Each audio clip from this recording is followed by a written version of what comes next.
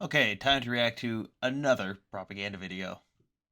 Russia has announced that it will not resume the transfer of gas through the Nord Stream 1 pipeline. Why would Russia grant gas to countries that hate Russia's guts? That makes sense. Although there's the aspect of they want money. I guess they don't need money in a time of war. Been 2 billion sanctions against Russia. We are trying to destroy their economy. NATO, And we have. Thank you very much.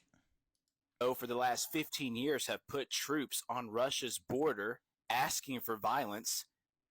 Oh man, here I've got this glorious document to show you. This is the Russian NATO Founding Act, also known as the Founding Act on Mutual Relations, Cooperation, and Security between the Russian Federation and the Northern Atlantic Treaty Organization, signed by the Secretary General of NATO and the heads of state and government in Paris. This was signed by Russian leaders and NATO leaders.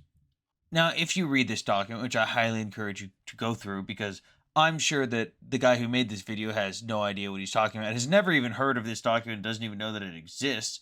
You can go to this document and you can find out that Russia actually signed and agreed to NATO expansion and even offered assistance. They offered assistance to countries wanting to join NATO in, I think the exact quote was emerging democracies. But again, I highly encourage you to read the actual document. It does exist. It is real. It's not just a made-up thing. Putin is very mad about this document. They have killed and brutalized Eastern Ukrainians who are sympathetic to Russian causes and the Russian language. Our leaders in the I mean, that's not true. That's not even what the narrative was. Now, you can still find these videos. They still exist. They're on Prigozhin's personal Telegram channel, which is open to the public. You can find the video of him admitting that this whole pretense that Ukraine was bombing Russian-speaking or ethnic Russians in the Donetsk and the Donbass, that whole area, and Luhansk and Chernihiv, that was never true. Never happened. You can also find videos with General Gherkin, who admitted that. General Gherkin, remember, the general who led the 2014 invasion. Both of them have admitted that this was a lie. And guess where they are now? Well, this one's unalived, and the other one's in Russian prison right now for speaking out against the government. West continue to give Zelensky, the puppet instilled by George Soros, billions and billions of dollars. Installed by George Soros? Really? I'm not even going to argue that, but that's so laughable that even the Russians have it. That's a new talking point. Good for you. You came up with something so crazy that even the Russian government hasn't pushed that talking point yet. Dollars in aid and weapons, and we wonder why Russia wants to cut gas off to certain countries that hate them? Gee. Well, we don't wonder that because, in fact, Russia still wants that money for that gas. In fact, they still tried to sell it to Germany even after the war started. And they did sell it to Germany after the war started. So I don't get your argument here. That's so hard to figure out. There's this little thing called diplomacy.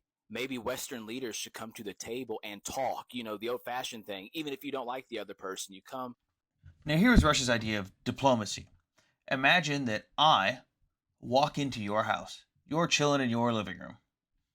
I punch you in the face, and then I say, this room is mine. And if you don't give me your kitchen too, even though I'm not in there and I don't control your kitchen right now, if you don't give me your kitchen, I'm going to keep punching you.